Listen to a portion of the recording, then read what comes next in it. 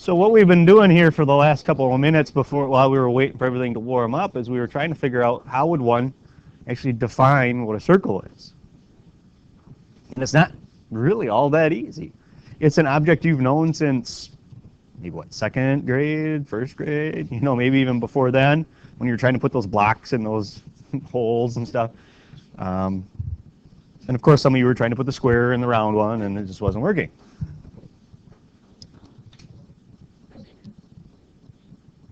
Well, here is actually what it is. It's a set of all points in a plane that are a given distance from a given point. Now here, so let me explain that. The given point is called the center of the circle. Do you agree that I could go over there, that's a certain distance away from that point? Do you agree this point over here is the exact same distance away from it? How about this one over here? Is that the exact same distance away? So is this all the points that are the same distance from that central point? It is. So actually, once you hear it, you're like, oh yeah, but there's no way that you would sit there and come up with that on your own. Well, and if you did, maybe you're in the wrong class. I mean, yeah, some of you came pretty close. I'm pretty impressed with some of the stuff but look at that. All of those are the exact same distance from that center, and if you put them all together, that's that set of those points. And remember, you can obviously paraphrase that a little bit for yourself if you want to, but that's the actual definition for a circle. And we've all seen them, all right? But that's what it would actually be defined as. And that distance that it's talking about, that given distance, what do we normally refer to that as? Radius. Very good. Yep, we normally refer to that particular distance as the radius. Is that the same in all circles, or does that vary? That varies quite a bit, right? Okay. So, there you go. So use the picture to answer the following questions. It says to name the circle. Whenever naming a circle, just because we want to make sure we all look at the right one, right? If I say look at circle A, you better look at circle A.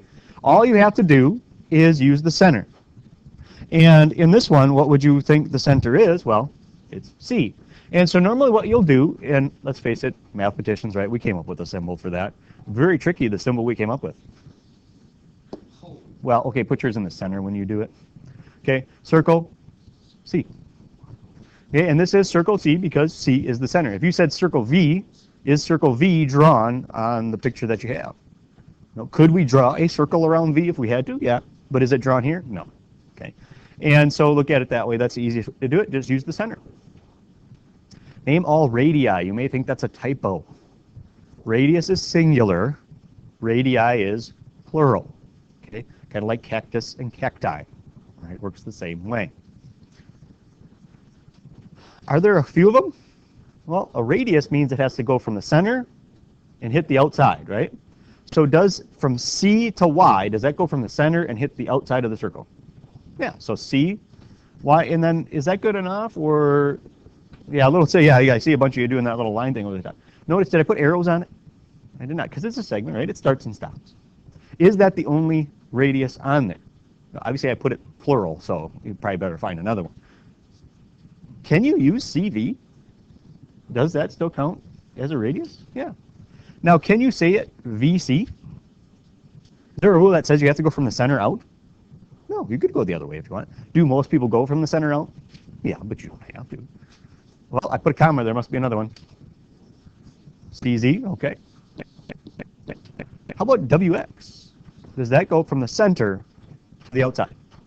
No, that's basically hits the outside and outside. That's what it does. Okay? Chris?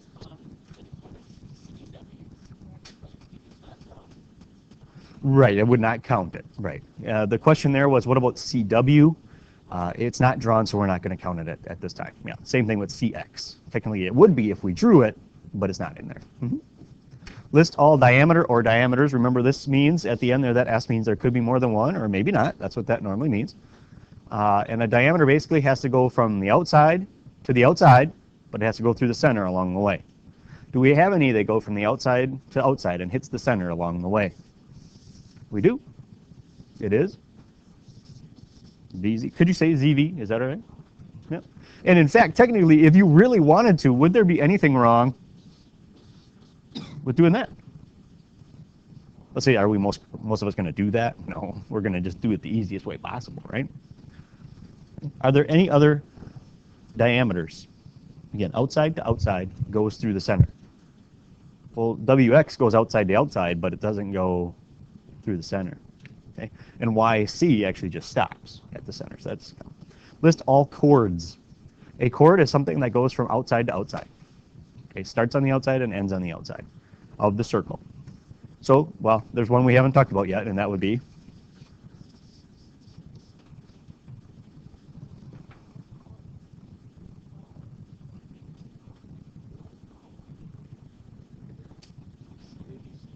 and VZ. Very good. Does it go from outside to outside? Yes, it does. That's the only thing. So basically, look at the diameter as a special chord. All right, because it has to go from outside to outside. The diameter, though, has to go through the center along the way, where all other chords do not have to. Okay? I know a lot of this is probably review, but it never hurts to talk about it just to make sure. Are there any questions so far? No? Well, another thing to ask you about, what is the circumference of a circle?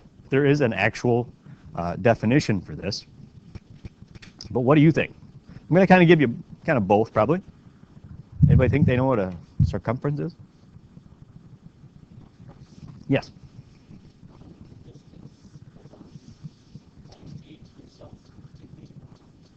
Oh, pretty good. What was said is if you had a point A on the circle, you go all the way around the circle back to point A, and how far did you go, basically, is what the circumference is. That's very good. Well, you can write this one down or not. That's completely up to you. Technically, the definition is, okay, and you don't, like I said, you can paraphrase, because I'm going to give you the other one, too. It's the limit, whoa, that's a weird word, of the perimeters of an inscribed regular polygon as the number of sides increases. What if I gave you a polygon that had 100 sides? And then I gave you one that had 1,000 sides. Would that start looking pretty darn close to a circle? Because are those sides going to be very long? Not really, right? That's the technical definition. I think I told you I'd give you this one too, if I can find it. We will say it's the perimeter of a circle, or the distance around the circle. I think that's good enough for our purposes, don't you? I don't think we need to know that it's the limit of the perimeters of an inscribed regular polygon as the number of sides increases. Like, for example, if we had 1,000,000 sides, that would really look like a circle. Right, but technically would not be a circle, but sure would look like one. So yeah, for our purposes, we'll stick with the second one there.